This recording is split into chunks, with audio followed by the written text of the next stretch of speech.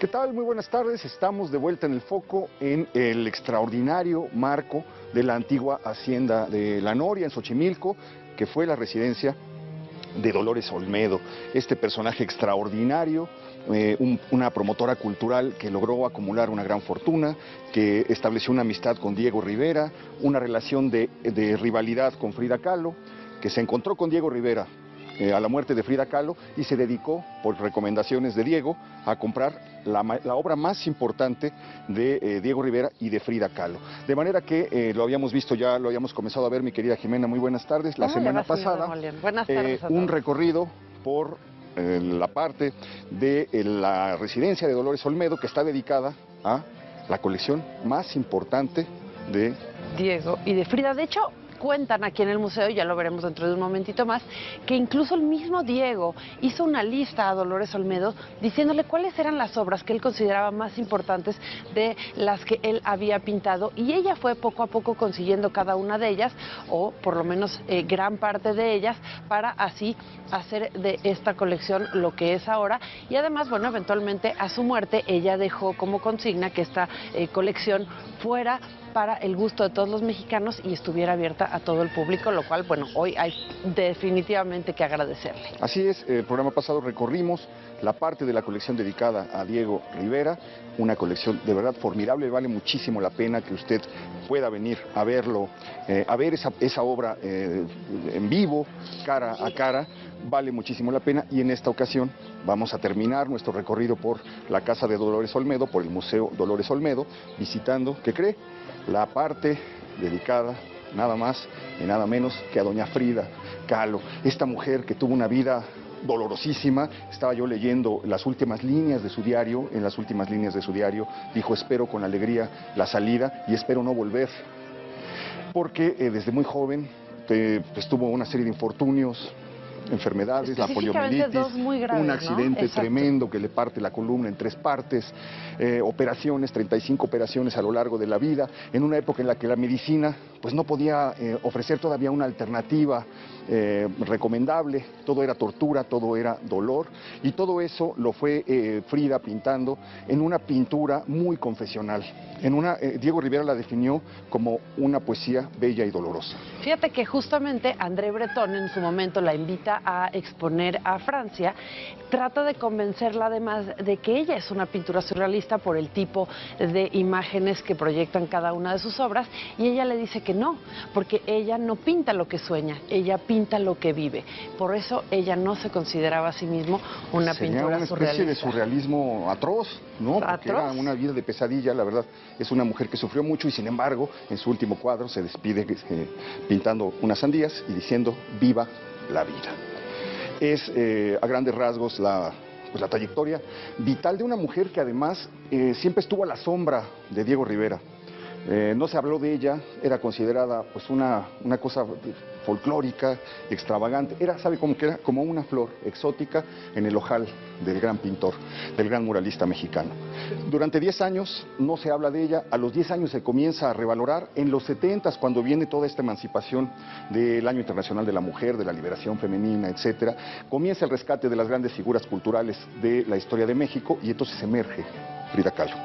Y de verdad se convierte además en una de las figuras más icónicas que tenemos cuando hablamos de arte en México, e inclusive es, sin dudar alguna, probablemente la pintora mujer más famosa que existe a lo largo de todo el mundo. Y además, ¿sabes tú que fue la primera mujer que logró vender una obra a el Museo del Louvre? Bueno, ahora ya rebasó con creces la obra de Diego en las subastas, en los remates. Por lo menos en fama, sí, muchas gracias. Adriana, ¿Cómo estás, una persona Adriana? que les va a dar mucho gusto que nos acompañe de nuevo, porque recibió comentarios extraordinarios en nuestra visita pasada. A todos ¿Te fue muy bien? Nos fue muy bien.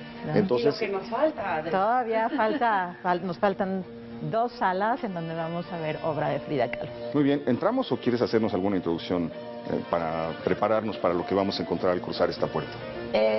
No, vamos entrando. Ya de plano de golpe. Vamos entrando. Una imagen dice más que 1000 palabras, dicen por ahí.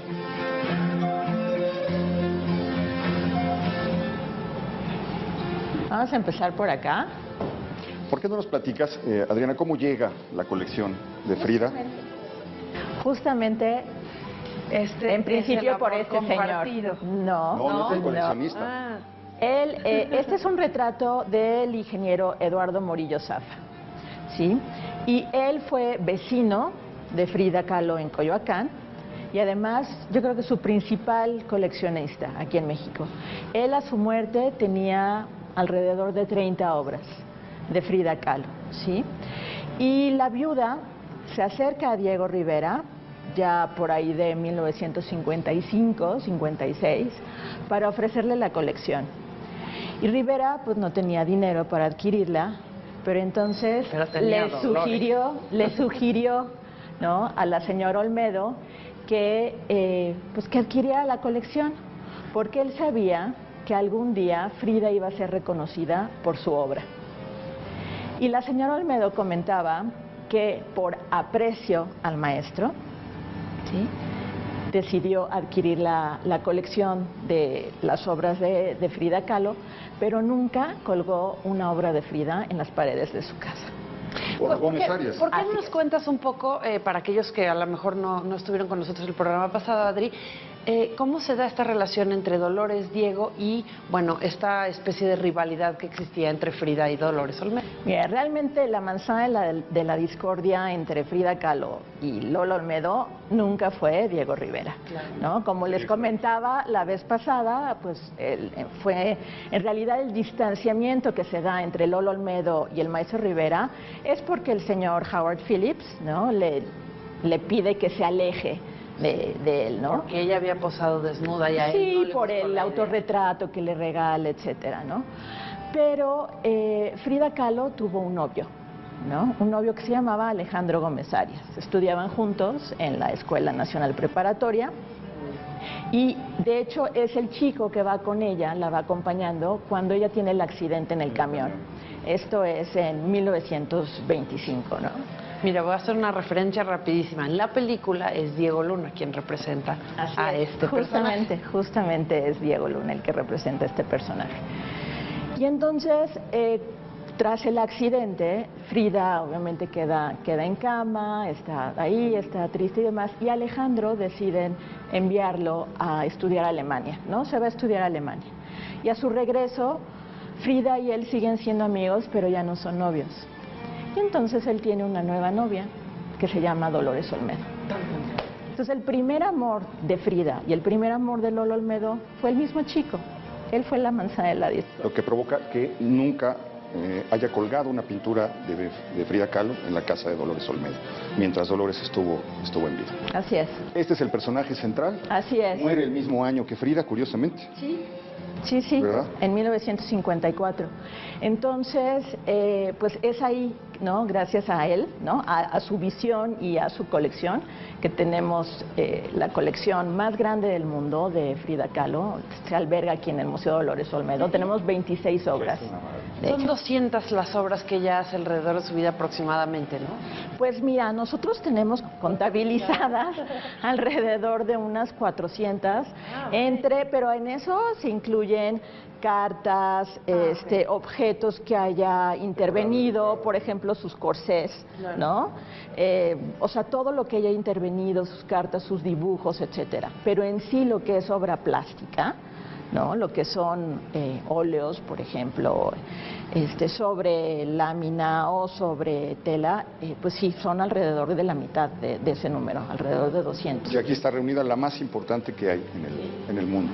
La obra de Frida se puede dividir, digamos, en tres: en retratos, como el que ya vimos, en autorretratos y en naturalezas muertas. Entonces aquí vemos un autorretrato bastante conocido y muy relevante de Frida Kahlo, que se llama Autorretrato con Changuito, ¿sí? Y en él vemos a Frida entrelazando a sus amores con un listón amarillo, ¿sí? Como saben, ella no podía tener hijos por el accidente, ¿no? Ya le fue imposible tener hijos. Entonces sus animalitos eran sus hijos para ella. Ella tuvo una probabilidad, o sea, un embarazo fallido con Diego, ¿no? De hecho, tuvo varios, ¿no?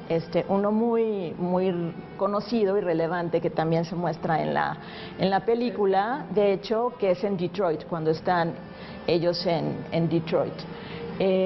Pero bueno, les comentaba que sus mascotas son sus hijos y aquí vemos al señor Xolotl, su perro Xolescuincle, a Fulang Chang, que es su mono araña o el changuito. La pieza prehispánica representa tanto su amor a México como a Diego Rivera, ¿no? Quien era también un gran amante de nuestra cultura prehispánica, de todas nuestras culturas mesoamericanas. Y entonces los entrelaza, ¿no? con este listón, y sin embargo vemos un clavo ahí, ¿no? Porque siempre hay algún sesgo de dolor, el hecho de que no puede tener hijos, ¿no? Su relación inestable con Diego Rivera, pero pues bueno, este es un bello autorretrato Adriana, de una Frida. pregunta sobre el sentido de la, digamos, curatorial. ¿Por qué comenzamos viendo esto y después nos vamos hacia un óleo de 1945? Pues yo sentí que era importante conocer, ¿no? O poderle explicar al público de dónde proviene la colección del Museo Dolores Olmedo que tenemos aquí de Frida Kahlo, ¿no? Pero en realidad tenemos nosotros, digamos que la colección se distingue por dos cosas. Uno, por tener obra muy temprana, ¿no? Realmente temprana de Frida, ¿no? Y otra, que tenemos esta obra con temática bastante trágica, ¿no? Como el cuadro que sigue, por ejemplo. Este cuadro se llama El Pollito. El Pollito es tremendo, ¿no? Y dentro de la iconografía de las obras de Frida, es decir, la interpretación que se les da a las obras, hay una que es la dualidad entre la vida y la muerte, ¿sí? Y aquí siempre hay una historia detrás de las obras de Frida. Y vemos a un pollito. Y este pollito se lo regaló Rivera. Un día que ella estaba en cama, estaba cansada, no podía salir. Y entonces él va al mercado y le compra este pollito y se lo trae de regreso para que se alegre. Y ella sí se emociona. Y entonces lo empieza a atender, ¿no? Le da de comer, le pone agüita, lo pone en una cajita para que esté calientito. Y sin embargo el pollito se muere. Sí, o sea, lo había comprado en el mercado, o sea, realmente se iba a morir y lo que sea. Entonces, por ello es que lo pinta de esta manera, porque le escribe, de hecho, a una amiga diciéndole, ni a un pollito puedo mantener en vivo, ¿no? Entonces vemos las flores, así es. ¿No? Entonces, por eso hay esta dualidad entre la vida y la muerte. Por esta cosa como de la muerte y de la tragedia. Estaba releyendo en la mañana que el accidente del camión es tremendo porque los toma un ferrocarril, un tren, sí, los estrella contra una pared y a ella se le atraviesa un pasamanos que le sale por la vagina. De hecho, ella dice que es la manera más brutal de perder la virginidad, lo confiesa en una carta más adelante, y le parte la columna, lo vamos a encontrar la columna rota en varias partes. Entonces, es una muchacha muy joven que queda deshecha. Y además, también de niña había tenido polio, ¿no? Entonces, por eso es que así tenía una pierna más delgada y por eso también usaba, ¿no? una especie de prótesis porque tenía un pie más corto, ¿no? Una pierna más corta que la otra. Entonces, también luego por eso usaba las faldas tan largas, ¿no? Un poco para esconder, ¿no? Y vamos a ir encontrando un reflejo. La pintura es casi un diario personal. Cada suceso importante queda plasmado de alguna manera en una Así obra. es, ella lo que dice es, yo pinto mi realidad, ¿no? Cuando decían que era surrealista, ¿no? O que su obra era surrealista, no. O sea, para ella decía, yo no pinto, ¿no? mi realidad, pinto realmente lo que vivo, lo que siento. Y justamente tras el accidente que se mencionaba, pues sus padres le regalan, ¿no? Unas pinturas, unos lienzos. Y ahí es como comienza. Y ahí es cuando comienza. Este es muy interesante porque es una Frida muy desconocida, ¿no? Inusual. Es una Frida que está empezando. Pero es la primera obra maestra, ¿no? Está empezando a pintar. Y está empezando a ver que le gusta, y está empezando a ver que esto es algo que ella realmente puede y quiere hacer. Entonces, este es el retrato de Alicia Galant. Alicia Galant era su amiga, también vecina en Coyoacán. Y atrás de esta obra, ella escribe, mi primera obra de arte. Ahora sí eres un artista, ¿no? O sea, ella se reconoce ya que que eso es a lo que se quiere dedicar y es lo que quiere hacer, ¿no? Curioso, tienes en otra sala la primera obra en la que Diego Rivera se reconoce como artista, reconoce haber alcanzado ya el rango de obra de arte y está en la sala contigua. Y consiguieron la misma pieza en el caso de Frida Kahlo. Sí, eso es muy interesante, ¿no? Y pues en verdad, es una pieza muy bella, donde vemos esta mujer muy estilizada, ¿no? A la manera de Botticelli, ¿no? Y esta cara tan característica, porque al final, dentro de la diferencia que vemos con otras obras, sí hay una característica muy clara en la forma de dibujar un rastro, ¿no? Sí, Frida tenía realmente mucho conocimiento del rostro humano y de cómo posar ante para un retrato. ¿Por qué? Porque su padre, Guillermo Kahlo, exacto, era fotógrafo, ¿no? Entonces ella posaba para él, tenía buen conocimiento de cómo ver hacia la cámara. Y de la luz, que al final se vuelve fundamental, porque incluso aquí lo podemos ver claramente, el tema de la luz, tanto en la fotografía como en una pintura, pues se vuelven sumamente relevantes, puede cambiarlo por completo. Y si bien Frida es autodidacta, ¿no?, tenía una técnica muy particular, era muy minuciosa, ¿sí? Pintaba con pinceladas muy chiquitas y entonces estaba un buen rato dándole, ¿no? A algo, quería que quedara siempre perfecto, ¿no? Entonces realmente hay mucho detalle. Ella conoce a Diego Portina Modotti, que los presenta, pero después ella lo va a buscar mientras él pinta los murales de la SEP. Así es. Y le muestra sus primeros dibujos y él se da cuenta que hay una pintora en esos dibujos. Bueno, y aquí lo estamos viendo. Todo un nocturno casi lo que tenemos aquí. Una belleza. Entonces seguimos hacia la siguiente sala. Que es donde se encuentran piezas interesantísimas. Con una temática bastante fuerte. Pues muy potente, ¿no? Como sí, parte de esa obra fundamental. Adelante. Gracias. Gracias. Uy, el camión. Bueno. Sí, es un cambio radical de la sala anterior a esta. Frida nunca pinta su accidente como tal. Hay un dibujo, más no pinta su accidente como tal, pero sí pinta el camión que vemos aquí. Y donde ella representa, es tipo el camión en el que ella tiene el accidente y representa a varios personajes de diferentes estratos sociales del México de aquel tiempo, ¿no? Entonces vemos a una chica que está yendo al mercado, un obrero. Una chica que además tiene un cierto parecido a ella, ¿no? Tiene un cierto parecido a ella, pero no es ella. No, es un poco Vemos más. a un Catrín, porque la que es Frida es la chica, es la delgadita. Recordemos que Frida no siempre se vistió como ya la conocemos ahora, ¿no? No siempre estaba vestida con sus trajes típicos de Tehuana y sus rebozos y ese. Debió haber sido una señorita de los 20 elegante. Ella estudió en el colegio alemán, hablaba perfectamente español, inglés y alemán. Que viene de eso, ¿no? además era de origen familiar el así alemán, es, ¿no? Guillermo, su padre Guillermo Kahlo. Entonces, esa representación del camión. Y por acá tenemos Mi Nana y Yo.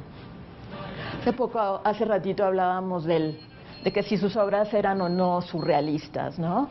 Pues bueno, en esta podría decirse que sí hay cierto surrealismo porque Frida recuerda, ¿no? Tiene este recuerdo de una nana que la amamanta, ¿no? Porque su hermana Cristina nace casi a los 9 meses de que ella nació. Sí. Entonces la madre amamanta a Cristina y deja a Frida en manos de esta mujer, ¿no? Y ella la recuerda como una mujer grande, mestiza. Con un rostro de jade, con una máscara de jade, no recuerda su rostro y es por ello que le pone la máscara. Pero vemos a una Frida cuyo rostro ya es adulto y sin embargo su cuerpo es de una bebé. Y algo como tan floral o tan nutricio, ¿qué idea nos da? Es la idea de la leche, ¿no? Sí, de la leche materna que va cayendo tanto en lluvia y que ella va bebiendo. Digo, finalmente la leche materna también implica un tema de salud, inevitablemente, ¿no? Claro, y Vamos ella a fue un poco abandonada. ¿Caminamos por este lado o por este? Es que aquí hay una cosa que es, ya aquí ya empieza el dolor y la tortura. Desde la primera cosa, que eso es precisamente una cosa de 1932, donde está ya un aborto. Así es. Se llama, es una litografía, ¿no? Es una técnica que Frida realmente utilizó poco, pero se llama Frida Kahlo y el aborto. Frida en un principio quería estudiar medicina, ¿no? Ella como profesión quería ser médico. Entonces, por eso es que tenía como todos mucho conocimiento anatómico, porque también su padre, ¿no?, le incentivaba, tenía su microscopio. De hecho, en la Casa Azul, en el Museo Frida Kahlo, podemos ver varias referencias a estos deseos de Frida de estudiar medicina. Y pues bueno, por eso vemos realmente una manera en que delimita bastante bien, ¿no?, el feto. Una manera casi científica de exponer la tragedia. Me llaman la atención dos cosas. Eso que has señalado, bueno, las lágrimas, la sangre que le escurre por una de las piernas y la firma Frida Rivera. ¿Qué tal? En 1932 es justamente cuando ellos están en Detroit, ¿no? Y a su regreso, porque Frida justo tiene un aborto y pinta eso, y ella sí era conocida. No como Frida Rivera. ¿Es el año de la infidelidad de Diego con la hermana? No, eso es más adelante. Más adelante. Más adelante. Aquí tenemos otros dos cuadros también que muestran la tragedia de Frida, y esta es totalmente surrealista, ¿no? Se llama Fantasía, es un dibujo, y vemos la tierra árida, vemos su pierna, ¿no?, el dolor. Son como reminiscencias que hace un Dalí, el ojo, el reloj. Exacto, el ojo y el reloj, y también hay muchas referencias en la Casa Azul a relojes, pero donde el tiempo está detenido. Para Frida el tiempo pasaba muy lento. Y vamos con la cereza del pastel. Bueno, pues esta es quizá una de las más emblemáticas que existen de las pinturas de Frida, ¿no? Es una de las más, por lo menos. Podemos decir que hay dos obras icónicas de Frida Kahlo. Exacto. Una es las dos Fridas, que la pueden admirar en el Museo de Arte Moderno de la Ciudad de México, y otra es esta, la columna rota. ¿Y por qué? Porque en ella vemos representada tanto su dolor físico como su dolor emocional, ¿no? O sea, esta columna totalmente deshecha, ¿no?, o casi deshecha, el corsé, el cual ya tiene que usar de manera constante, ¿sí? Nuevamente esta tierra seca, tierra árida, representa esa imposibilidad que ella tiene de tener hijos, ¿no? La tierra es fertilidad, y no es que ella fuera infértil, simplemente no podía dar vida. ¿Qué descripción tan dramática? Suena casi como de terror. Y los clavos, ¿no? Los clavos en todo su cuerpo, y el clavo, el más grande, si se fijan, está en su corazón. Ya había pasado esta infidelidad, ¿no?, justamente que tú mencionabas, entre ella entre Diego Rivera y su hermana Cristina. Ok, y las lágrimas, todo el tiempo las lágrimas, ¿no? Sí. Esta también es muy perturbadora. Así es, se llama Sin Esperanza. Nuevamente vemos esta tierra, la tierra seca, vemos la noche, el día, ¿no?, con el sol y la luna, pero detrás de este cuadro ella escribe: yo vivo sin esperanza, nada de lo que como se me queda en la panza. Llegamos a la parte de estas fotos que eran lo que comentaba un poco, muy, muy impresionantes. En ese tiempo se usaban eso de los estiramientos, y parece que era pues casi someterla a un potro de tortura. Ella fácil le hicieron como 8 operaciones, ¿no?, de la columna, tratando de ayudarla, pero cada vez era peor, cada vez su deterioro era peor. También su salud, anímicamente ya no estaba como tan convencida de que, ¿no?, le siguieran haciendo todas estas operaciones. Estas 3 fotografías son previas a una operación en Nueva York, 1946, y alcanzamos a ver una mirada pues como de desencanto, estoy sonriendo, de resignación, estoy sonriendo, pero pues no hay de otra. En verdad tuvo una vida muy intensa, difícil, lo podemos ver, ¿no? plasmada completamente en sus cuadros, en sus fotos, pero creo que tuvo una vida plena dentro de todo lo que le hacía falta, tuvo una vida plena. Y fue una mujer que encontró la manera de caminar por en medio de todas estas vicisitudes. Encontró en la pintura esa manera, ¿no?, de poder proyectar. De hecho, ella lo expresa claramente en una entrevista o en alguna carta donde dice, califica su vida como horrible, mi vida es horrible y la única salida es la pintura. Y Diego Rivera, al final de su vida, él mismo reconoció su gran amor fue Frida Kahlo. Su primer amor de Diego Rivera siempre fue la pintura, pero ese gran amor por una mujer siempre fue Frida. Sí, y bueno, Frida además también se sabe que tuvo otros amores, o por lo menos se supone. Los dos. Realmente lo que compartían era la pasión por la pintura, pasión por México, ¿no? Tenían ideales políticos. Exacto, muy comunes, muy, ¿no? Eran... muy en comunidad. Entonces, pues bueno, hicieron esta gran pareja, ¿no?, que hoy, ¿no?, pues es tan reconocida y tan aplaudida, no solo en México, Sí, sino el Adán y Eva de la plástica mexicana, algo así, más o menos. Son quizá las dos figuras más representativas del arte mexicano, de México para el mundo, digamos. son nuestros embajadores culturales, duda así alguna. los presentamos nosotros. Pues qué privilegio haber recorrido esta parte de la obra de Frida, de tu mano, Adriana, extraordinario el recorrido, te lo agradezco mucho. No, pues muchas gracias y qué maravilla poderlos tener de regreso y pues esperamos a todo el público que nos visite. Repítenos rápidamente, Adri, horarios para que la gente pueda visitarnos. Estamos abiertos de martes a domingo, de 10 de la mañana a 6 de la tarde. Los martes la entrada es gratuita y pues nos pueden encontrar en museodoloresolmedo.org.mx y Twitter @DoloresOlmedo, Facebook Museo Dolores Olmedo. Muchísimas gracias, Adriana. gracias. Y bueno, pues uno de los lugares, una de las referencias inevitables de Xochimilco, pues son sus chinampas, son sus trajineras, es el eco de un sistema lacustre desaparecido en la cuenca de México. Vamos a visitar precisamente ese último reducto de un México, de un mundo que se fue, de un mundo que es la sombra de lo que pudo haber sido la vida en México Tenochtitlan. Acompáñenme.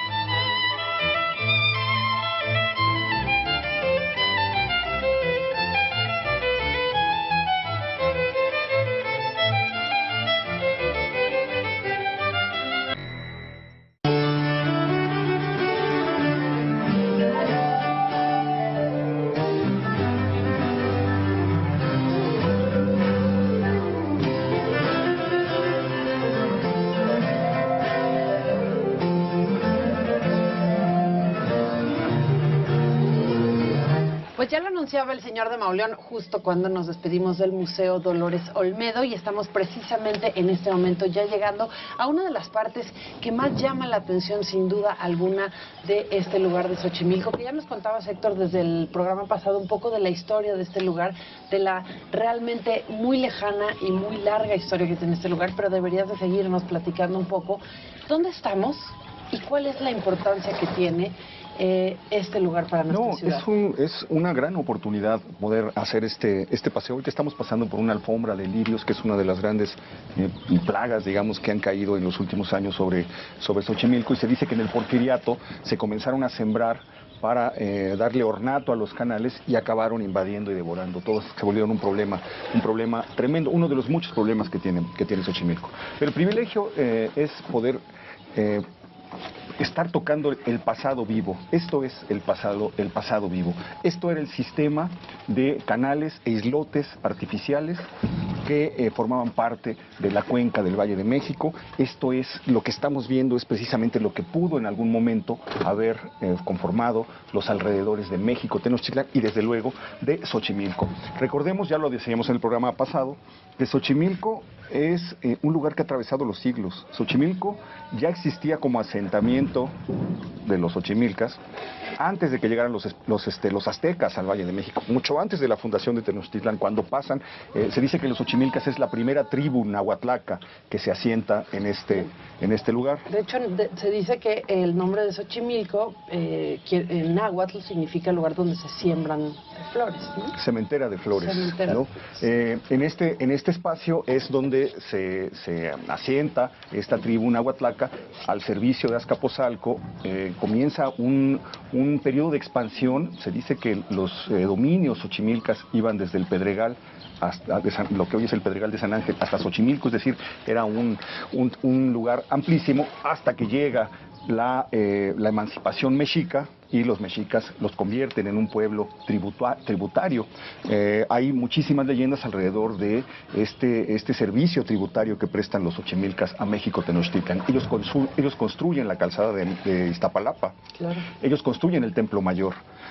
Parte de sus obligaciones es prestar mano de obra, entonces ellos hacen el Templo Mayor de la Ciudad de México con su fuerza de trabajo, y en tiempos de Ahuizotl hacen el acueducto que surte de agua a México Tenochtitlan. Se cuenta también que la mitad de los comestibles que llegaban a México Tenochtitlan salían de este lugar y llegaban precisamente de esta manera, atravesando los canales que llegaban hasta lo que después fue el desembarcadero de la calle de Roldán. Hemos estado ahí por los rumbos de la Merced. Sí, claro, y además nos contabas que también, como dices, de aquí salía gran parte de lo que se consumía en la ciudad, y es que estos canales pues llegaban a toda la ciudad. O sea, lo hemos platicado estando en el Zócalo, por ejemplo, cómo llegaban desde aquí todas estas llenas de flores o llenas de comestibles, frutas, verduras y todo lo que se sembraba en los alrededores, precisamente en las chinampas. Sí, así es, lo hemos imaginado mil veces al hablar de la antigua ciudad lacustre de la Ciudad de México, y al estar en las calles por donde pasaban los canales, hemos imaginado, hemos soñado, lo hicimos cuando estuvimos en La Viga, lo hicimos en la calle de Roldán, cómo sería el tráfico de trajineras que surgían, que eran la boca que alimentaba a la Ciudad de México. En Xochimilco había hortalizas, en Xochimilco había flores, y en Xochimilco había maíz. Eran las tres cosas que fundamentalmente se producían. Que era uno de los temas como importantes, ¿no? La tecnología, digamos, que utilizaron en su momento para poder sembrar en este lugar, que son las que, bueno, pues ahora seguimos conociendo como chinampas, y eran estos entretejidos que se hacían sobre el agua para poder sembrar cada uno de los comestibles, en este caso, o de las flores que se daban en el lugar, y eso lo hacía pues un lugar sumamente importante. Y lo sigue siendo un lugar, sumamente importante. Yo creo que es el único vestigio que queda de una cultura lacustre, de una cultura del agua. Por eso fue nombrado reserva natural en los años 80, y antes se le había nombrado en tiempos del presidente Abelardo Rodríguez, se le nombró lugar típico y pintoresco. Bueno, ¿no? Y la UNESCO lo nombró Patrimonio de la Humanidad del 87. Es un patrimonio precisamente por eso, porque remite a una cultura del agua, a un paisaje lacustre que ya es único en el mundo. Déjame nada más. Quisiera hacer el experimento de siempre. Ok, imaginarlo. Guardar silencio. Ok, hagamos eso.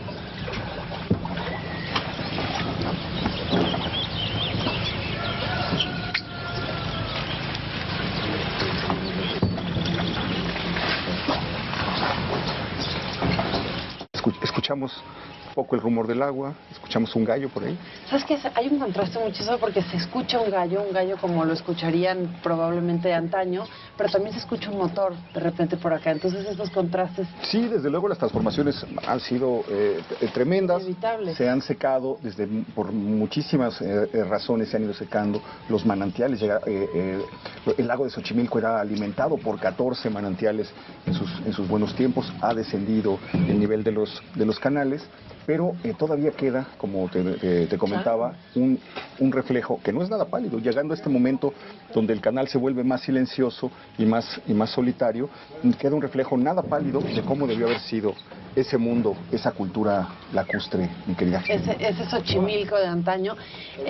Yo quería mencionar lo de los lirios, que sí es muy impresionante cómo se ha desarrollado y que sí son muy bellos. O sea, si uno los ve, son muy bellos. No han echado flor todavía. No han echado flor, no, pero fíjate que uno de los temas con estos lirios es que echan raíz y van devorando todo, y además cuando uno los troza, cada uno de los pedacitos hace una planta nueva, razón por la cual pues se van haciendo cada vez más y más y más, y es muy difícil exterminarlos. Llegaron a México, se dice, porque en Japón alguien vino a traerlos en forma de regalo y al ser tan bellos los sembraron y se reprodujeron de una manera tan inmediata que se convirtieron, como tú bien Pues dices, aquí en vamos una pasando plaga. en tres alfombra. Lo mismo pasó un poco con los agüejotes. El descenso de los niveles freáticos ha afectado estos árboles bellísimos también prehispánicos, de origen prehispánico que tenemos. Y una de las grandes catástrofes ha sido la extinción casi completa del ajolote, un animal exclusivo Anfibio. de la cuenca del Valle de México, de esta zona, un animal que se tejió toda una leyenda prehispánica alrededor de él, asociándolo con Xolotl, el dios que no quiso ser sacrificado para darle vida al sol y mutó de forma y se escondió y se convirtió en el ajolote, esta especie de salamandra que ha llamado la atención de tantos escritores mexicanos, Octavio Paz, Salvador Elizondo, José Emilio Pacheco, Juan José Arreola. ¿Cuántos no le han dedicado unas páginas a este animal misterioso? Como ¿no? tú dices, es una especie endémica, solamente se da en esta región, pero tiene como característica esta posibilidad de estar en el agua y respirar en el aire, por lo cual la hace Sale como a bastante respirar, particular. No es muy usual. La otra cosa es que deja unas gotitas de sangre y se hizo el mito de que menstruaban, porque iban dejando una especie como de tinta roja. No, bueno, y además tiene como muchas leyendas, tal cual tú dices, alrededor. Incluso muchos llegaron a decir que se trataba de animales como monstruosos, ¿no? Que eran animales capaces de devorar cualquier cosa e incluso se hacían menciones de los monstruos que habitaban en Xochimilco. Pero un tema que no has mencionado y que también termina siendo muy importante es que otra de las cosas que han sido muy devastadoras en Xochimilco es el tema de la contaminación del agua, que bueno, pues ha hecho que estas especies empiecen a desaparecer, pero bueno, además también pues el agua de este lugar se ha convertido en prácticamente intratable con respecto a la especie humana, ¿no? Así es. A mí me gustaría que platicáramos con una persona que nos puede contar mucho del pasado reciente de Xochimilco, que nos puede contar mucho del mundo de las trajineras.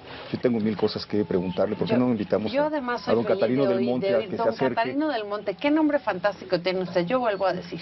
Pásese para acá, don Véngase por Catarino, acá, don acompáñenos, por Catarino. favor. Encantado de recibirlo. Y ¿Cómo está? gracias por Muchas recibirnos gracias usted. por el rato que nos va a regalar.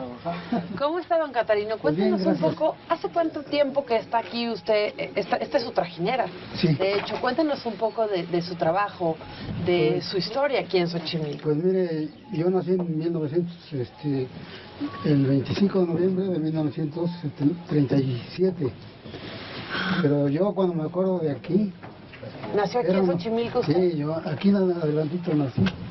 Ah, pues no, aquí. Sí, ya. y yo venía de chiquillo, venía aquí al campo. Había muchas cosas de comer. Incluso el agua la tomamos de aquí. Se la tomaba con las manos. Con las manos. Y de comer cortaban la fruta, lo que fuera. Cortábamos jitomate, tomate había. Si no, un taco de berro. Ah, qué cosa deliciosa. Sí, no traían nuestra salecita y veníamos a comer aquí. Eso por allá a los 40. Sí, pues más o menos tenía como unos 8 años. Me traía mi papá sembraba por ahí, sembraba nube, clavel, de todo sembraba. Era más florido entonces. Sí, no. ¿Cómo era? ¿Cómo era este panorama? ¿Qué tanto ha cambiado? Bastante.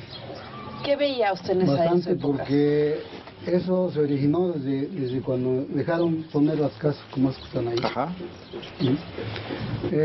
Toda la sociedad pues baja para abajo y luego nos quitan lo de los manantiales. Se fueron llevando el agua para alimentar a la Ciudad de México, entonces se destinaron esos manantiales que alimentaban los canales y el lago de Xochimilco para llevar agua a la Ciudad de México. Sí, exactamente. Son las bombas que luego vemos en la Condesa, en la calle de Alfonso Reyes. Esas bombas abandonadas y misteriosas era la estación de bombeo de donde llegaba el acueducto de Xochimilco y de ahí se iba para el resto de la ciudad. Eso provocó a lo largo de todo el siglo XX pues que fuera descendiendo paulatinamente el nivel de los canales. Don Catarino, ¿cómo llega usted al negocio de las trajineras? ¿Desde cuándo se dedica a esto? Bueno, mi papá tuvo su primera trajinera, pero no eran así, eran de mantial. Eran de Yo le quería flores, preguntar ¿no? algo, ¿por De qué flores, dejaron de ser de flores la portada? Porque la verdad no Cuesta muy carísimo. Sí, la flor cuesta bien cara. ¿Desde hace cuántos años se dejó? Porque ahora son pintadas. Hace como unos 25 años. Ya tanto. Ya. Ujú. Y cuando había flor acá, pues lo íbamos a cortar acá. Era fácil. Pero pues ahora ya no se da. Por lo mismo el agua está contaminada. Y de sembradíos, pues tampoco ya queda casi, ¿no? Ya no, ya nomás lo único que se da aquí es el romerito, la coliflor, ¿qué otra cosa? ¿Y el paseo cuánto costaba? No, pues 30 centavos, 40 centavos. ¿Duraba ¿Y una ahora hora? cuánto cuesta? No, duraba 350, ahí está la tarifa. Ahí está la 350 por una hora, pero puede uno pedir un plato fuerte con pollo, carne asada, pollo frito, michotes, enchiladas, unos tacos dorados, incluye Mira, arroz, ya guarnición, está frijoles. salivando el señor de Bolivia, ¿ya vio? No, y una cerveza, una cervecita o un pulque natural también. Ah, Y qué todo esto rico el acompañado pulque. puede ser por marimba, salterio y acordeón, por mariachi, por tíos norteños, o un grupo norteño, ¿no? Oiga, ¿y cómo era la gente que venía en la época en la que apenas su papá había comprado la Bueno, trajinera? pues empezaron a venir. ¿Ya había esa costumbre desde ya habían entonces? unas- ¿Ya había muchas no muchas trajineras? No No muchas, había poquitas. Nada más trabajábamos sábado y domingo, más el domingo. Ya. Es más, esto no lo pintamos con pintura de aceite, con pintura de Congo. Ah. Era un líquido con un trapito. Sí, es una pintura vegetal natural, digamos, ¿no? Corrientita. Ya. Oiga, por los años de los que nos está platicando, corresponden precisamente a los años en los que se filmaron películas muy importantes. En Sí, Xochimilco se filmó María Candelaria, María Candelaria. también Tintán, El Violetero, filmó aquí, Muchas Pedro películas. Infante filmó Tizoc, El cielo ¿no? de México. ¿Le tocó ver alguna de esas? ¿Cuál Sí, es usted, man? me tocó la de María Candelaria. María Candelaria, a ver, Ahora se filmó cuéntenos. allá, Ujú. ¿Por donde en pasamos mi barrio, ahora? En mi barrio, Ujú. donde yo nací. ¿Y qué recuerda? Por recuerdo, porque todos los años... tenía como chamaco. unos- Sí, chiquillo, tenía yo como unos... 10, 8 años. No, como 8 años. Ujú. Pero sí me acuerdo cuando la filmaron.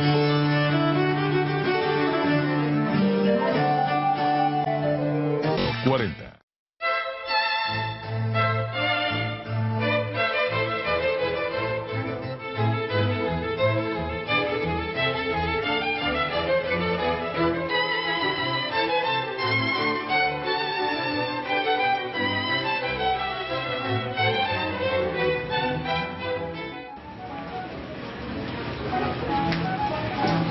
Bueno, pues estamos entrando a este lugar, es oscuro porque como nos comentaba el don Catarino, el ajolote es un lugar que vive en las profundidades, vive en el fondo de los canales. Pero qué mejor que nuestro amigo Jesús Correa para explicarnos las particularidades de este lugar. ¿Cómo estás, Jesús? Gracias por recibirnos. Hola, Muchas mucho gusto. gracias. Pues aquí nos estamos viendo, Jesús, ¿por qué no nos acercamos un poquito igual también para que lo puedan ver nuestros amigos que nos están acompañando? Aquí está. Oye, yo debo de confesar que sí me imaginaba una casi un dinosaurio me imaginaba yo, para que me entiendas rápido y pronto. Pues los ajolotes son relativamente un poco grandes, pueden llegar a medir de entre 30 a 40 centímetros en condiciones naturales, solo que pues el día de ahora en condiciones de acuarios o de laboratorios, pues su talla se ha visto pues un poquito afectada. Como 20 centímetros. En el caso de ajolotes en criaderos pueden llegar a desarrollar 25 o 30 centímetros como máximo. Esto debido a que pues la dieta en ocasiones no es muy variada como en su hábitat natural y el espacio también es limitado en condiciones de peceras.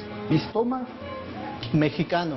Es el nombre científico que que es el se le mismo da de a la este salamandra, ajolote. ¿no? Exacto. Mucha gente no tiene la idea de que los ajolotes pertenecen a este tipo de especies.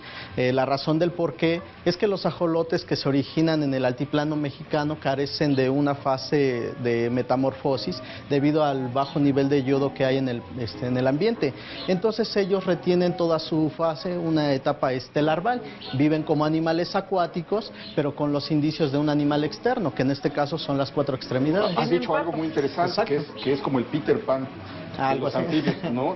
Sigue manteniendo características de cuando era larva, a pesar de haberse desarrollado, lo cual es como contra la evolución. Por eso es Exacto. un animal que se ha vuelto tan enigmático y tan misterioso. Y luego el otro enigma es, le cortas un pedazo y le vuelve a crecer, le cortas un miembro y le vuelve a crecer, ¿no? Cierto. De hecho, una de las razones por las cuales mencionaban ahorita, se ha estudiado muchísimo, es la capacidad regenerativa que poseen los ajolotes. Es prácticamente de los vertebrados que tienen una capacidad de regeneración muy asombrosa. Sin embargo, no es solamente por lo cual se pretende la conservación de esta especie. El organismo pues representa raíces y cultura de Xochimilco. El ajolote formaba parte en la antigüedad de la gastronomía mexicana. Con él se elaboraban a partir de la carne, bueno, dos de los principales platillos prehispánicos en Xochimilco. Se menciona en los códices prehispánicos como manjar de Moctezuma, al igual que la carne de rana y la carne de pescado. Y también pues es un organismo que en la medicina ¿qué tradicional... manjares eran? Bueno, aquí dos de los principales platillos era uno conocido como el michmole, que consistía en un guisado de tomate, ¿Qué nos cuentas? y el otro era el tlapique, que el tlapique consistía en una especie de tamal como el de ahora, solo que en lugar de condimentarlo con masa, se le adherían productos como chiles, cebolla, tomates, y la carne de los ajolotes se hacía dentro a vapor.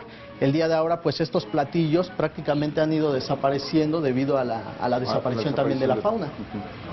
Ok, ¿cuántos ejemplares tienes aquí? Bueno, nuestros ejemplares y la cantidad varía dependiendo de, en este caso, el espacio que nosotros tengamos disponible y también de pues el capital, porque la mantención es un poco cara. Este proyecto, pues al ser un proyecto que es comunitario y se va manteniendo a base del turismo que en este caso nos va visitando, no podemos retener a veces muchísimos y a veces llegamos a trabajar un alrededor de entre 200 a 400 ajolotes al año. Oye, hablas de, bueno, nos hablas de los que hay aquí. ¿Qué pasa con la población, digamos, de ajolotes que todavía existe en libertad? Bueno, de hecho esto ya es incierto el saber si todavía quedan ajolotes de manera natural. Hay algunas personas que incluso la han catalogado ya de manera natural extinto.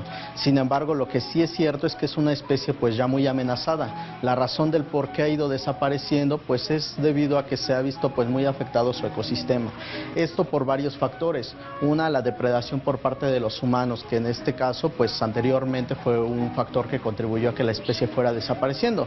No fue el detonante principal, pero sí contribuyó en parte a que fuera disminuyendo.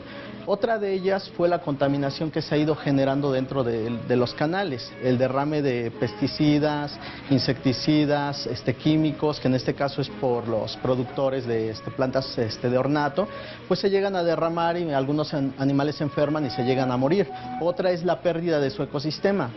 Muchos canales pues prácticamente se han ido secando, esto por la pérdida de agua año con año en Xochimilco. Otra, la invasión de los canales, mucha gente a veces arroja la basura, esto se va repegando en canales pequeños y poco a poco se va perdiendo. Y ahí habría que hacer un paréntesis y decir, gente que ven a Xochimilco, hay que tener conciencia con esas cosas. ¿Cómo podría la gente en general, digamos, el ciudadano general, apoyar a este tipo de causas?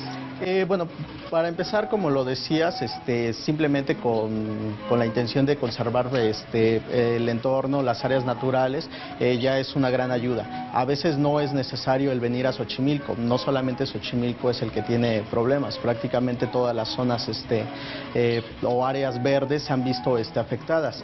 Entonces, pues podrían empezar cuidando el agua, tratando de rescatar áreas verdes, no maltratar, por ejemplo, en ciertas ocasiones plantas, los canales que están muy aledaños a la ciudad. En algunos casos, por ejemplo, aquí Xochimilco, la mayoría de los barrios conectan con canales pequeños.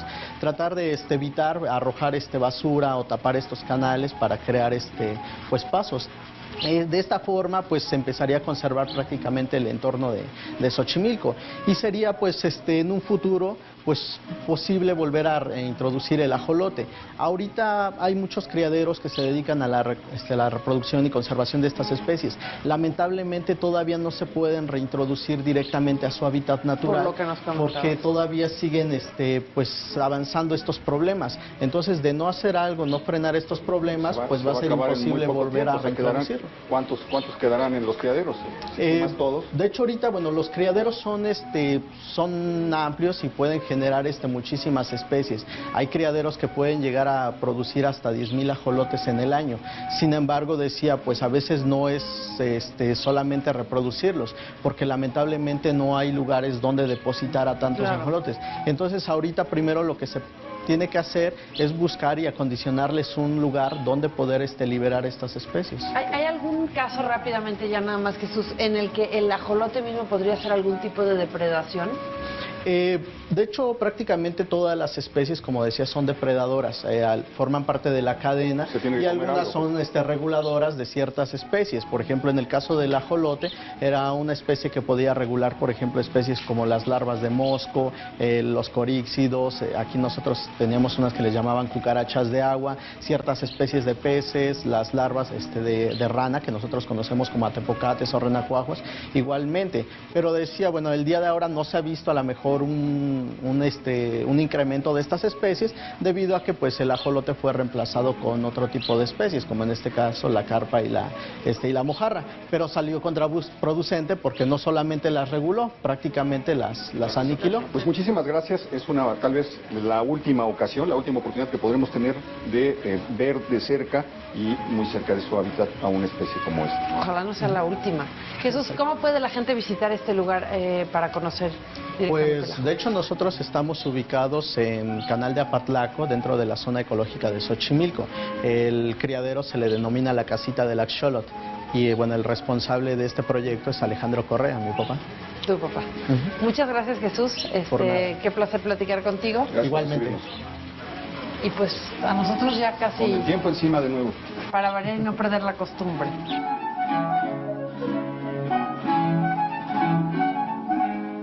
Pues qué placer despedirnos con este entorno, ¿estará usted de acuerdo? ¿Cómo no? Francamente, un lugar bellísimo, Xochimilco. Todavía hay tantas cosas que descubrir que, bueno, seguiremos aquí un par de programas más probablemente. Y bueno, pues por otro lado, quisiéramos a todos agradecerles, como siempre, su tiempo, su espacio, el que nos dedican, el que nos regalan, escribiéndonos a nuestras redes sociales.